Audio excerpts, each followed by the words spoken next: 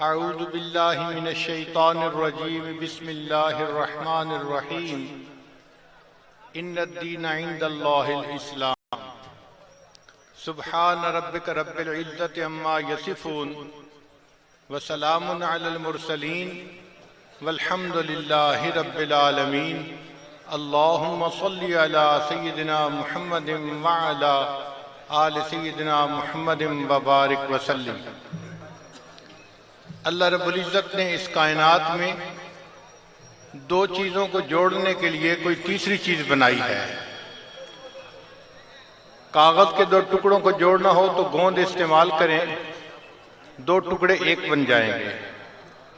दो ईंटों को जोड़ना हो सीमेंट इस्तेमाल करें, दो ईंटें एक बन जाएंगी। कपड़े के दो टुकड़ों को जोड़ना हो तो सुई धागा इस्तेमाल करें, दो टुकड़े एक बन जाएंगे। लकड़ी के दो टुकड़ों को जोड़ना हो तो कील इस्तेमाल करें, दो टुकड़े एक बन जाएंगे। लोहे के दो टुकड़ों को जोड़ना हो वेल्डिंग के जरिए दोनों एक बन जाएंगे। दिल में सवाल पैदा होता है कि अगर हर चीज को जोड़ने के लिए कोई तीसरी चीज अल्लाह ने बनाई है तो इंसानों के दो दिलों को जोड़ने के लिए क्या चीज है? उसका जवाब है दीन इस्लाम। अल्लाह ताला ने दीन इस्लाम को इसलिए भेजा कि इंसानियत के दिलों को एक दूसरे के साथ मोहब्बत के रिश्ते में जोड़ दें। अब इसी बात को एक और अंदाज से समझिए कि हमारा जिस्म उन आज़ा का मजमुआ है जो जिद्दैन की जमा है। आंख देखती है, बाकी कोई उल्फ नहीं देख सकता, एक दूसरे की जिद हुए। कान सुनते हैं, बाकी आज़ा सुन नहीं सकते, एक दूसरे की जिद हुए। जबान बोलती है, बाकी आज़ा नहीं बोल सकते, एक दूसरे की जिद हुए। दिमाग सोचता है, बाकी कोई उल्फ नहीं सोच सकता।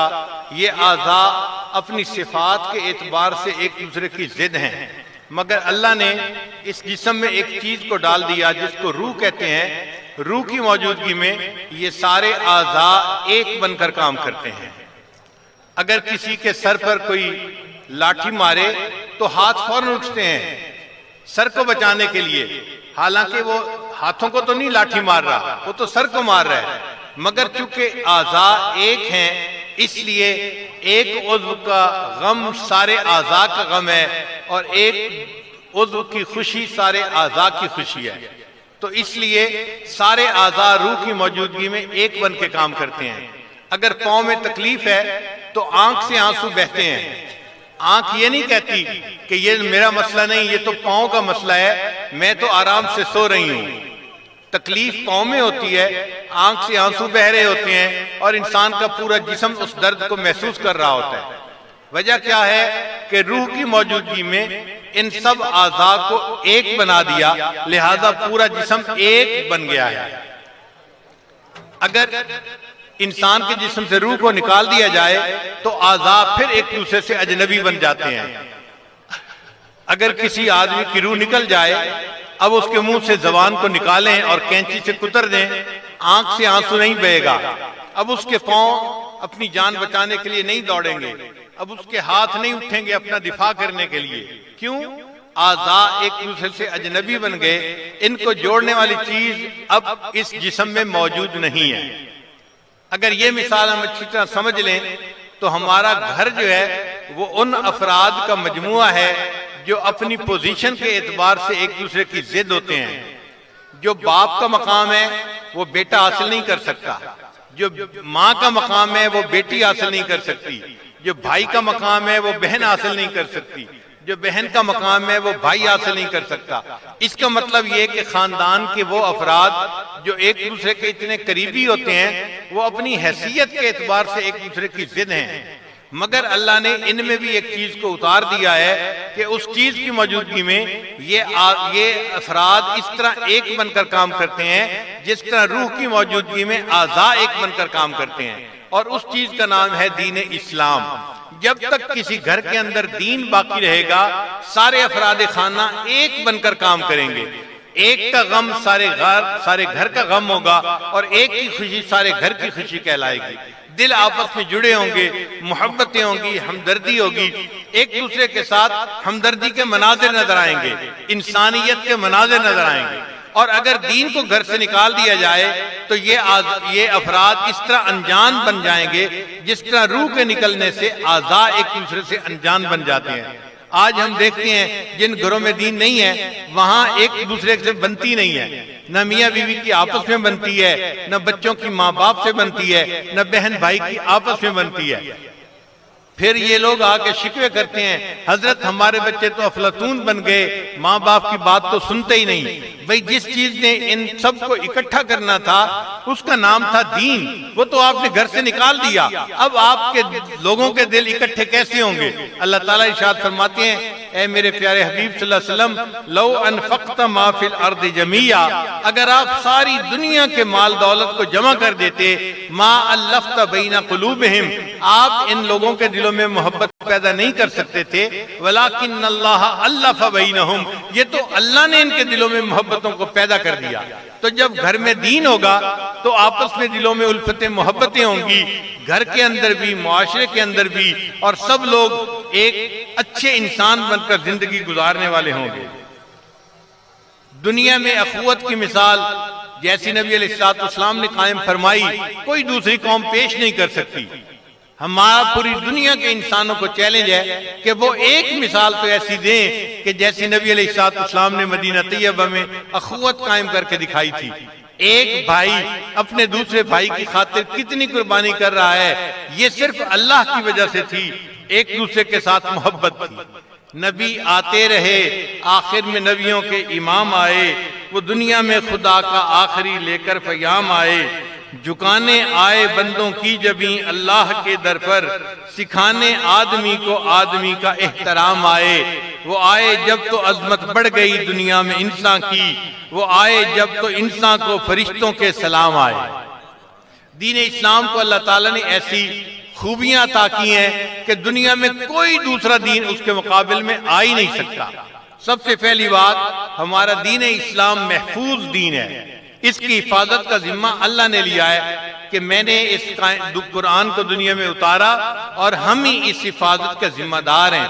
कुरान मजीद 1400 साल से लेके आज तक दुनिया में महफूज है। कोई ऐसा एक दिन या ऐसी रात दरमियान में नहीं गुजरी कि पूरी दुनिया में कुरान का कोई हाफिज मौजूद न हो। तारीख में ऐसा नहीं है। हर दौर और हर जमाने में कुरान मजीद के उफाज सैकड़ों, हजारों, लाखों की तादाद में मौजूद रहे और कोई ऐसा दिन नहीं गुजरा कि कुरान मजीद की जबान अरबी दुनिया से खत्म हो गई हो। 14 साल तसलसल के साथ अरबी जबान आज भी दुनिया में मौजूद है, जबकि बाकी अदियान के साथ ये मामला नहीं है। 1985 की बात है, मुझे अमेरिका में इंटरफेथ काउंसिल के अंदर जाने का मौका मिला। वहां पर मीटिंग के बाद सेक्रेटरी ने पूछा कि अगली मीटिंग में हम क्या करेंगे। मैंने उन्हें कहा कि अगली मीटिंग में हर मजहब वाला जो उनके पास अल्लाह का आया हुआ कलाम है वो पढ़ के सुनाए, वर्ड ऑफ गॉड पढ़ के सुनाए। उसने कहा बहुत अच्छी तजवीज है। उसने एजेंडा मुकम्मल कर दिया और अगली जब महफिल में हम पहुंचे तो उसने कहा कि अहमद साहब, मुझे वहां अहमद कहते थे क्योंकि मैं भी चाहता था कि इनके जुबान से मेरे आका सल्लल्लाहु अलैहि वसल्लम का नाम निकले, हो सकता है इसकी बरकत से अल्लाह इनको हिदायत अता फरमाए। तो वो कहने लगे कि अहमद साहब आप ही ने तजवीज दी थी, लिहाजा आप ही सुनाएं। मैंने सूरह फातिहा की तिलावत की। सूरह फातिहा की तिलावत इसलिए की कि नबी अलैहिस्सलाम ने इरशाद फरमाया जो कुछ पहली किताबों में था वो सब कुछ कुरान मजीद के अंदर आ गया, और जो कुछ पूरे कुरान मजीद में था वो सूरह बकरा के अंदर आ गया, और जो कुछ सूरह बकरा के अंदर था वो सारा कुछ सूरह फातिहा के अंदर आ गया। इसलिए इसको फातिहतुल किताब कहते हैं, यानी कुरान मजीद का ओपनिंग चैप्टर है, प्रीफेस है ये। तो कुरान मजीद की ये सूरत जो सूरह फातिहा है ये पूरे कुरान मजीद का खुलासा और निचोड़ है। मैंने उसको पढ़ा और उसका कुछ तर्जमा उनके सामने किया। फिर उसके बाद एक ईसाई पादरी की बारी थी। जब वो पढ़ने लगा तो उसने एक अंग्रेजी की किताब निकाली पहाड़ी का वाज जिसको कहते हैं, और उसने पढ़नी शुरू कर दी कि इस तरह ईसा अलैहिस्सलाम ने हमदर्दी का दर्स दिया। जब उसने इंग्लिश के 2-3 फिक्रे पढ़े तो मैंने सेक्रेटरी से कहा कि मुझे एक बात शेयर करनी है। उसने कहा बताएं। मैंने कहा जी तय ये हुआ था कि जिस मजहब वालों के पास जो अल्लाह का कलाम है वो पढ़ेंगे। मेरा ये क्वेश्चन है, ईसाई ये बताए क्या अल्लाह की कलाम इनके पास अंग्रेजी जुबान में आई थी? क्या बाइबल अंग्रेजी जुबान में उतरी थी? उसने कहा नहीं, वो तो इब्रानी जुबान में उतरी थी। मैंने कहा अब तो इंग्लिश में पढ़ रहा है तो ये वर्ड ऑफ गॉड तो नहीं, ये तो उसका तर्जमा कहलाएगा, अल्लाह का कलाम तो नहीं कहला सकता ये। इस पर वो पादरी चुप हो गया, उसके पास कोई जवाब नहीं था। उसके बाद एक यहूदी की बारी थी, वो मुझे गौर से देखता रहा। फिर थोड़ी देर के बाद कहने लगा, मिस्टर अहमद मैं लाउड एंड क्लियर ये बात बताना चाहता हूँ कि दुनिया के जितने अदियान हैं उनमें सिर्फ मुसलमान हैं जिनके पास अल्लाह का कलाम असली हालत में मौजूद है। हम लोगों के पास सिवाय तर्जुमों के और ट्रांसलेशन के और कुछ मौजूद नहीं है। तो देखिए दीन इस्लाम महफूज दीन है। आज भी कुरान मौजूद है, हुफाज़े कुरान भी मौजूद है और हिफ्ज़ कराने के मदारिस भी महफूज हैं और ये महफूज रहेंगे। ये नबी अलैहिस्सलाम का मोजिज़ा है, ये कुरान मजीद, ये दीन इस्लाम की एक खास सिफत है। तो हम पूरी दुनिया को ये बात कह सकते हैं कि हम जिस दीन पर अमल करते हैं या मानते हैं वो महफूज दीन है, गैर महफूज दीन को हम नहीं मानते। फिर दूसरी बात, दीन इस्लाम इल्म का कदरदान है। पहली आयत जो अल्लाह ताला ने नबी इस्लाम पर उतारी वो थी इकरा बिस्मि रब्बिकल्लज़ी खलक। पढ़ने से उम्मत को अल्लाह ने अपने कलाम की इब्तिदा फरमाई। अगर अल्लाह ताला चाहते तो तौहीद का पैगाम भी भेज सकते थे। तौहीद बहुत अहम है। अल्लाह फरमाते हैं कि मैं हर गुनाह को माफ कर सकता हूँ मगर मैं शिर्क को माफ कभी नहीं करूंगा। अगर अल्लाह ताला चाहते तो रिसालत का पैगाम भी दिया जा सकता था, इसलिए कि जब तक रिसालत पर ईमान ना हो इंसान का दीन हो ही नहीं सकता मुकम्मल। अल्लाह ताला चाहते तो रोज़े क़यामत के बारे में पहली आयत दे सकते थे, इसलिए कि क़यामत का दिन नवाउन अजीम है, बहुत बड़ी खबर है, ये इंसान को सबसे पहले दी जाती। मगर अल्लाह ने सबसे पहला लफ्ज जो इंसानियत पर उतारा वो था इकरा, पढ़। तो नबी अलैहिस्सलाम को पढ़ने का हुक्म दिया गया। ये दीन इस्लाम इल्म का कदरदान दीन है, इसलिए नबी अलैहिस्सलाम ने फरमाया तालबुल इल्म फरीज़तुन अला कुल्ली मुस्लिम, हर मुसलमान के ऊपर इल्म का हासिल करना लाजिम है। 1400 साल पहले जब दुनिया इल्म की कदर नहीं जानती थी, अल्लाह के महबूब सल्लल्लाहु अलैहि वसल्लम ने उस वक्त इल्म के बारे में बतलाया, अल इल्म नूरुन, इल्म एक रोशनी है, यानी बतला दिया कि जहालत अंधेरा है, तुम अंधेरों से निकल के रोशनी की तरफ आ जाओ। चुनाचे एक अंग्रेज जिसका नाम था माइकल हार्ट, उसने किताब लिखी a ranking of the most influential personalities in history, के तारीख में जो 100 बड़ी आला शख्सियात गुजरी हैं उनकी लिस्ट उसने बनाई अपनी किताब में, और उसमें उसने सबसे पहले हजरत नबी अलैहिस्सलाम का तज़किरा किया है। वो लिखता है कि मैं ईसाई हूं और मैंने ईसा अलैहिस्सलाम का तज़किरा पहले नहीं किया, मैंने मुसलमानों के पैगंबर इस्लाम का तज़किरा किया है, इसलिए कि बाकी जितने हजरात हैं वो अपने वक्त के बड़े बड़े इदारों में पढ़ते नजर आते हैं। कोई यूनिवर्सिटियों में पढ़ा, कॉलेजों में, स्कूलों में उस्तादों से पढ़ा। नबी अलैहिस्सलाम ऐसी हस्ती हैं, पूरी जिंदगी किसी के सामने शागिर्द बनकर नहीं बैठे, पढ़ा नहीं, फिर इसके बाद उन्होंने जो इल्म की इतनी अहमियत बयान की है उनका हक बनता है कि मैं उनको इस लिस्ट में सबसे पहले नंबर पर बयान करूं। तो ये दीन इस्लाम इल्म का कदरदान दीन है। फिर इसकी तीसरी खूबी ये है कि ये दीन अखुवत है, एक दूसरे के साथ भाईचारे की जिंदगी गुजारने का दर्स देता है। अल्लाह ताला ने इरशाद फरमाया कि इन्नमल मुमिनून इख्वा, ईमान वाले सारे एक दूसरे के भाई होते हैं। ये भाईचारे का सबक देने वाला दीन है, ये दीन इस्लाम की खास खूबी है। फिर दीन इस्लाम दीन मसावात है, इसमें अमीर और गरीब का कोई फर्क नहीं होता, गोरे और काले का कोई फर्क नहीं होता, अरबी और अजमी का कोई फर्क नहीं होता। नबी इस्लाम ने फरमाया कुनू इबादल्लाह इख्वाना, अल्लाह के बंदे आपस में भाई भाई बनकर जिंदगी गुजारो।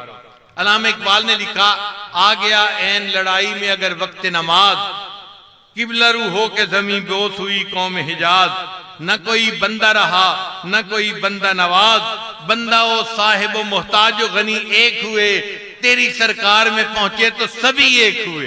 अल्लाह के सारे बंदे एक सफ में खड़े होकर अपने अल्लाह की इबादत करते हैं। फिर दीन इस्लाम दीन फितरत है, जो फितरत पसंद करती है दीन इस्लाम ने उसी को पसंद किया है। आप देखिए, माँ बाप औलाद से फितरती तौर पर प्यार करते हैं। शरीयत ने भी हुक्म दिया माँ बाप औलाद से प्यार करें। नबी इस्लाम ने फरमाया